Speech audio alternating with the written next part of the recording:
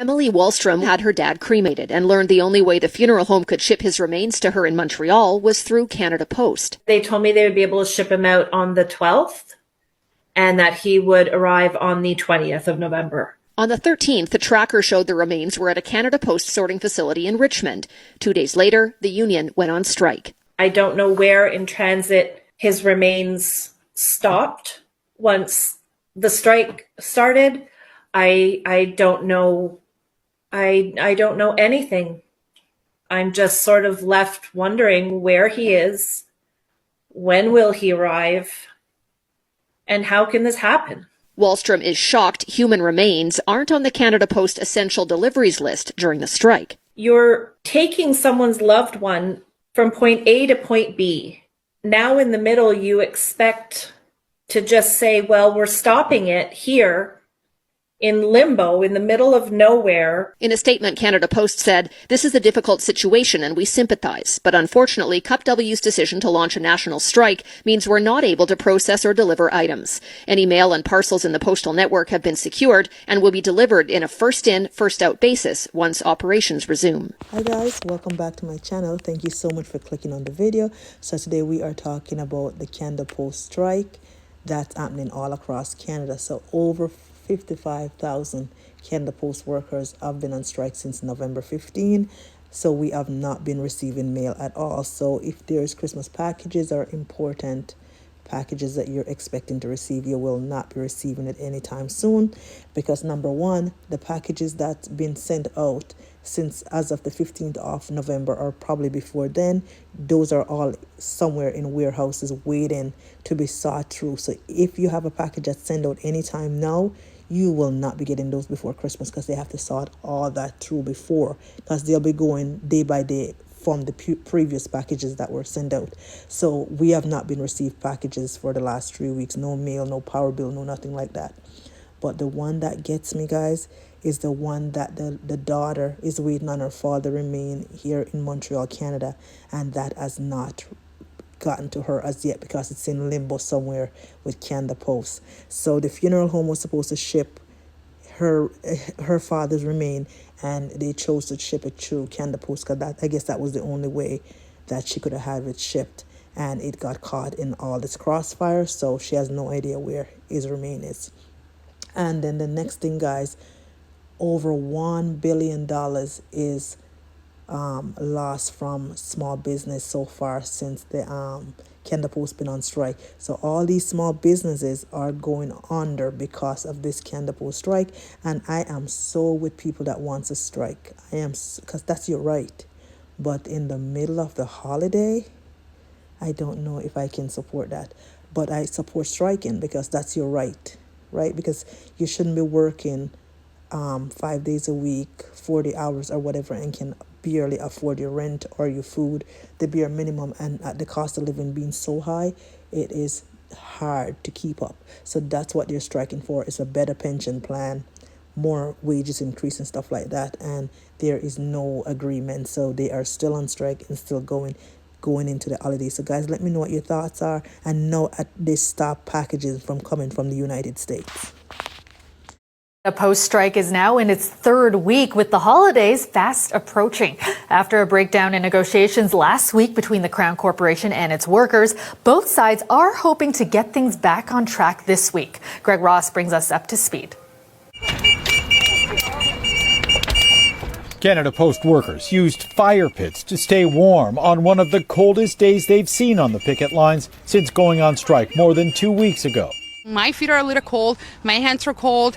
But they say despite the cold, the more than 55,000 Canada Post workers on strike remain united in their fight. We're fighting for fair wages, we're fighting for safe working conditions, and we're fighting also for up to retire with dignity. Yesterday, Canada Post brought a new proposal forward in hopes of reigniting discussions between the two sides. There's been a big gap at the table that needs to close. You know, we put forward proposals that bring us part of the way there, and now we're waiting to see from Cup W what they're prepared to bring forward to help close that gap between the two of us. Canada Post says the new proposal addresses many of the workers' concerns, but one sticking point is how to handle weekend parcel delivery. We need to change the delivery model because the world has changed. Canada Post would like to make weekend parcel delivery a year-round service rather than seasonal. They have also proposed hiring new part-time employees specifically for this service instead of paying full-time employees overtime to cover the shifts. These would be new positions that we'd hire in the future, or some of our temp employees would be able to get into a position where there'd be benefits, some guaranteed hours, the ability to work more hours. But the union says the company is not offering the same security for these new positions, and they have concerns about the impact the new jobs may have on full-time employees in the future. They want to create new jobs that are part-time with less benefits, with a different pension plan, and with flexibility. If the two sides can't come to an agreement on this issue and others, many workers fear the strike will drag on through the holidays. I have 4 children. I was talking to somebody yesterday about the Canada Post strike, and they had said, that they can't believe that Canada Post workers have the audacity to ask for a 24% increase. And I said, honestly, I haven't looked into it that much. I don't know what their demands are. But my first thought is, when was the last time they had a raise? From the headlines, I see they've been negotiating for over a year. Also, how much does the CEO make? And isn't it an essential service? I think the mail's pretty important. So perhaps we should just pay the workers what they're worth. And the response was that, that basically the workers were being greedy, that they can't expect to have such an easy job as walking around to deliver the mail, an entry-level job is what it was called, and expect to have that job for 20 years and raise a family and own a house. Why not? Why shouldn't they expect that? So I posed that question, why shouldn't that be an expectation? And the response is because, this is an entry-level job and you're supposed to be working there where you go to school so that you can get a higher paying job and do more. And I said, okay, well, look, I have a couple of issues with that. The first one being that not everyone can afford to go to school. Even if tuition was free, people still need to work to live. And if you're working 60 hours a week at the front line at McDonald's so that you can pay your rent and eat, when do you have the time to go to school? When do you have the time to study? Or you're supposed to work 12 hours a day at your 2 different jobs and then go home and put in 8 hours of studying overnight so that you can have a wage to live on. This notion of work harder, go to school, if you're poor, is your fault, is a notion that has been taught to us, mostly white people, as a way to dehumanize and marginalize people who haven't had the opportunities that we've had. The idea that everyone can get a student loan is a lie. Not everyone can get a student loan. The idea that everyone can get a job is a lie. Somehow, we've managed to get to the point where our worth as human beings is measured by what we contribute financially to the capitalist system. How did we get there? How did it become a point where if you don't go to school and become a doctor, that you're not worthy of a living wage? And people like the person I was speaking to yesterday have the general idea that you just need to work harder and that you're being lazy and that it's your own fault that you're in the circumstances you are, which none of that is true. That is what we were taught in a way to keep us competitive with each other and to blame each other rather than the CEOs who are making 200 times the frontline worker. But we don't go after the CEO. We go after the frontline worker. We say, you're not working hard enough. You should be working harder. If you've lost your home because you can't afford it, it's because you didn't go to school and you didn't do enough. And the people who are saying that are viewing the entire world under their own entitlement. This person and I grew up very similarly. Grew up in a middle-class home, an hour and a half outside of Vancouver. Parents owned our houses. They had cars. Nobody struggled to eat. Was I wearing designer clothes? No. Was I going on vacations? No. But I didn't worry if I was going to go home and be able to watch cartoons because the TV always worked. The lights were always on. There was always food in the fridge. It may not have been the brand name that I saw in the commercials, but it was healthy and it was delicious and it was there ready for me. And that is such a blessing that I think a lot of people don't recognize, that we are the few who grew up like that. And we need to stop looking at the world through our own lens of entitlement and our own cozy little homes and see that that is not the majority, but we should make it the majority. And the way to do that is to give everybody universal income, regardless of whether you think that their job is worthy of a life or not. I made a video yesterday about the Canada Post strike, but ultimately my question was, why are we punishing frontline workers for not making enough money, or any worker for not making enough money, when management and CEOs are making all of the money and making all of the rules? And I received this comment back. Somebody says, they worked 90 hours a week for the first 12 years out of school, and they, no regrets, 100% would do it all over again. And, at the time I responded with a pithy comment, something about, it's not 1984 anymore. It's not like that anymore. But my actual response is this. But why? Why should anybody have to work 90 hours a week for 12 years in order to have a good life? And why, after doing that, which had to be awful, would you then recommend that as a plan for other people? I think if I worked 90 hours a week for 12 years, I'd be like, dude, don't do that. We need to change the system instead of pushing it on as some sort of badge of honor. I'm sorry that you had to work 90 hours a week for 12 years. I don't think anybody should be working 90 hours a week for any period of time, especially when people like CEOs of RBI, who own Tim Hortons and Burger King and Popeyes, make $151 million a year. Yep, that's right. $151 million a year. That's $730 an hour. And you'll notice too that he doesn't take it in a salary. No. He takes it in stock options and shares so that he doesn't have to pay income tax on it. So that when he leaves the company, he owns a part of it. He's paying his frontline workers, $16, $18 maybe for a good worker who's been there a long time, $18 an hour? And he's making $730 an hour. Why?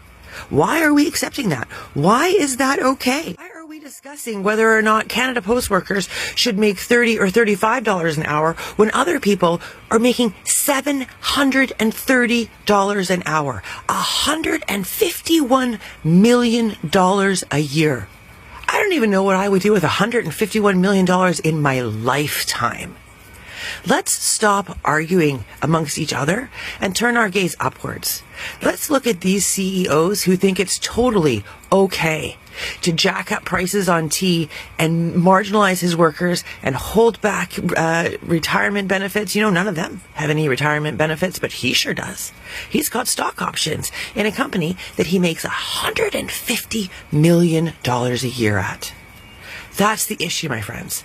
That's what we should be focusing on. Canada Post strike. Let's talk about it. The union is smart, obviously, striking just before the Christmas rush. Smart move, very strategic. A lot of people rely on Canada Post. Personally, I do think it is an essential service. This is not cool to be striking. Now, I personally am not the biggest fan of unions. The average Canada Post worker makes about $24 an hour. The question is, what they're doing, is it skilled? Can anyone deliver mail and read an address and put it in a slot? Do you need a degree to be a Canada Post worker? Is this strike justified? They're making more than minimum wage. They have benefits and they have a pension because they are federal employees and they have amazing unions. Is this justified? I don't know. I think a lot of government workers are spoiled.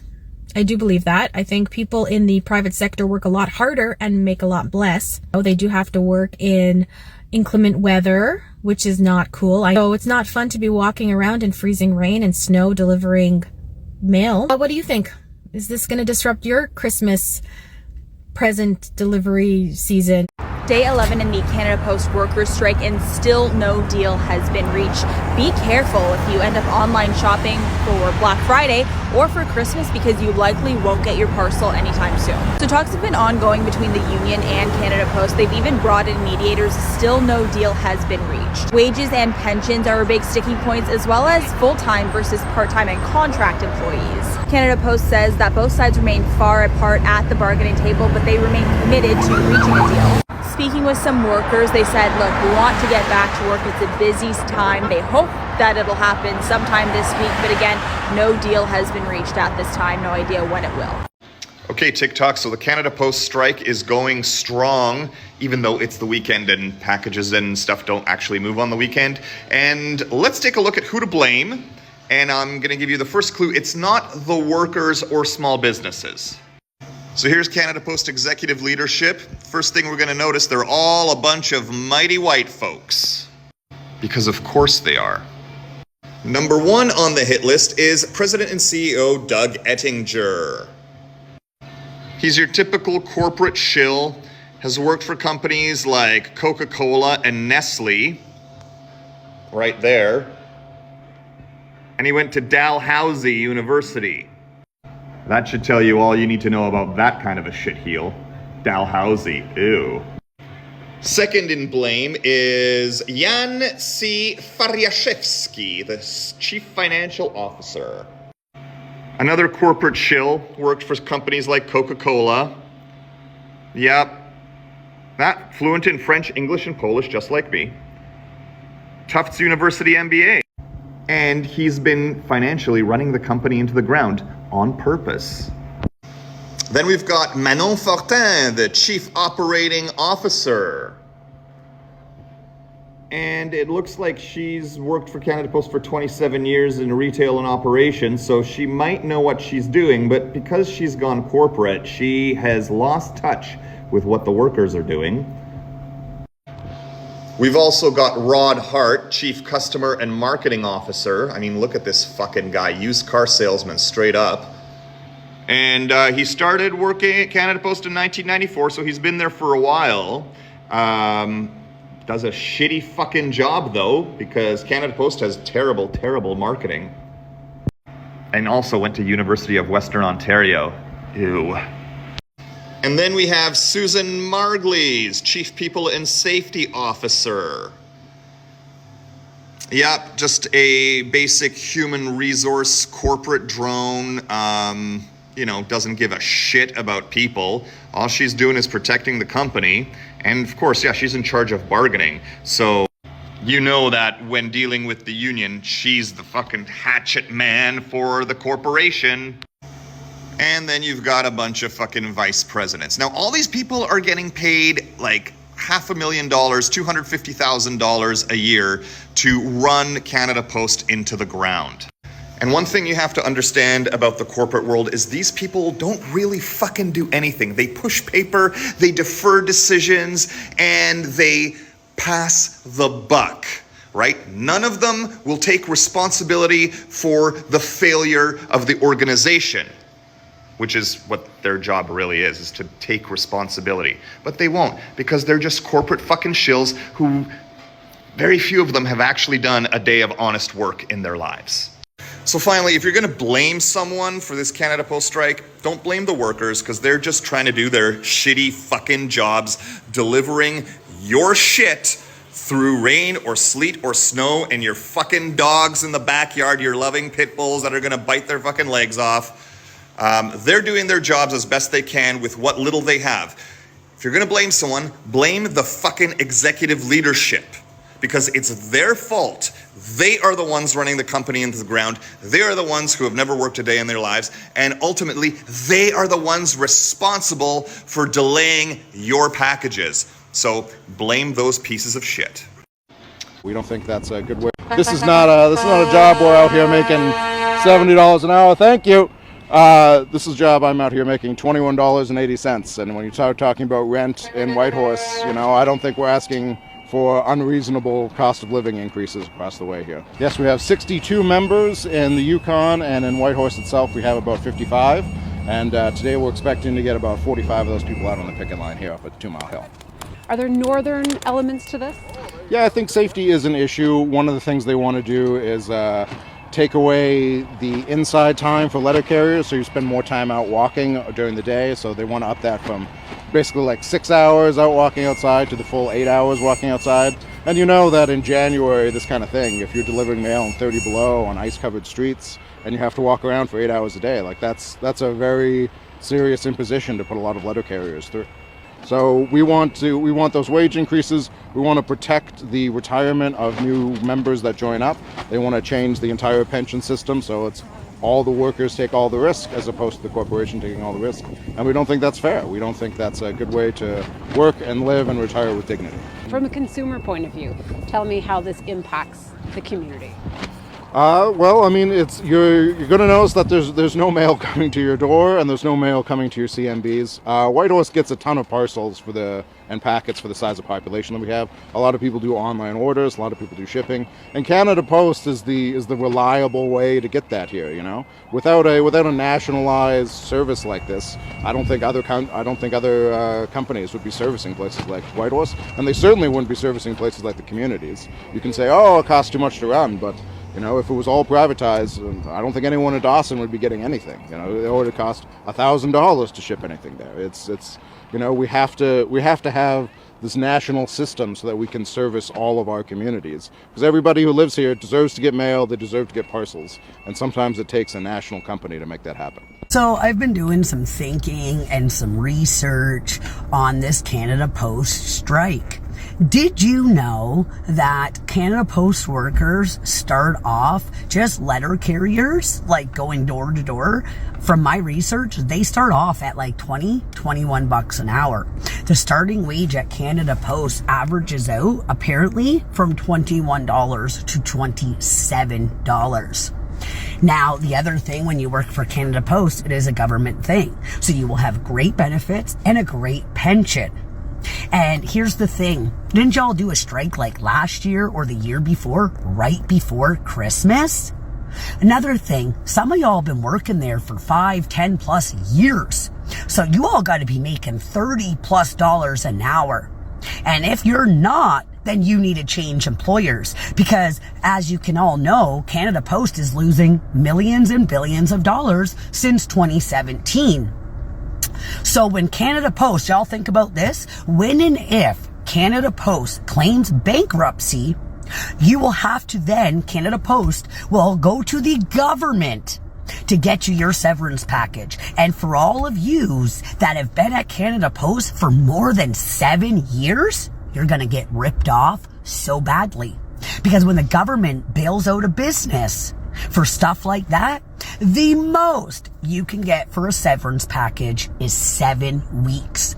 So for you people who have been at Canada Post for 20, 30 years, probably I could only assume making $50 an hour, or again, change your employer because that's your own stupidity for giving a company that many years of your life and only be making under $30 an hour.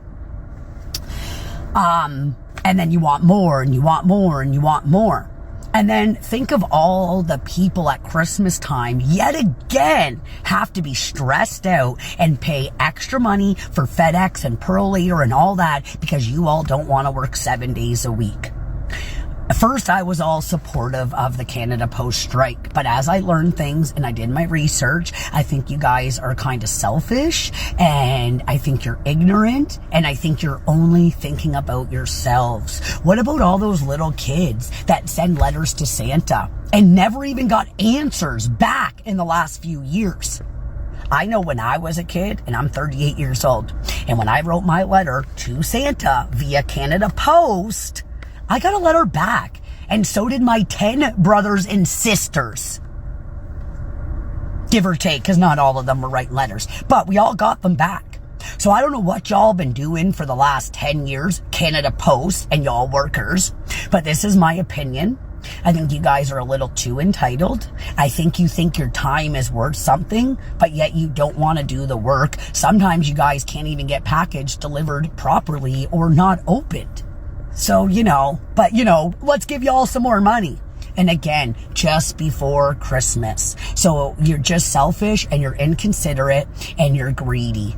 Because again, I will say it, if you have been working at Canada Post for over 10 years and you do not make $30 an hour or more, you need a new employer. But I hope holding on, they don't claim bankruptcy, because like I said, all of you suckers that have been there for more than 7 years will not get a severance package that you are due. Enjoy your strike. Bye. CUPW. I think y'all are the responsible union for the Canada Post strike happening right now. And if you're not, whoever is, y'all got 30 minutes. Do you know you have 30 minutes to make this right? Because y'all, tell me why I pull up to a Canada Post counter yesterday with 5 packages thinking I was sending them back. And I get hit with a letter at the door saying, due to the unforeseen strike happening right now, we're unable to take your package or render any other services to you. This strike could all be over if y'all pay them the right wage and listen to what the people gotta say. If I'm affected, I can only imagine the businesses and other individuals that are affected by this. And y'all, not to make matters worse, it is happening during the Christmas holiday that's around the corner. People got packages to deliver, gifts to, like, I could go on about this. But like I said, do you know you got 30 minutes to make this right? Pay the people the man, pay them their money, and let's get CUPW. So guys, thank you so much again for watching the video. So what are your thoughts? Do you think that the Canada Post workers should strike just before Christmas so they can have the best outcome of their contract? Or do you think that they should have taken small business in mind and wait until after the Christmas holiday? Because this is the best time of year for small business to make a profit. And a lot of time, that's what keep your business. The ice season is what keep your business throughout the year. So I'm sure some of these businesses might have to close at the end of this strike because they weren't able to send out any of their produce or products that they sell in the Black Friday season. Or if they decided to ship them, they will be shipping them at a higher shipping fee. So guys, let me know what your thoughts are. Thank you guys so much for watching, and I will see you all in my next video.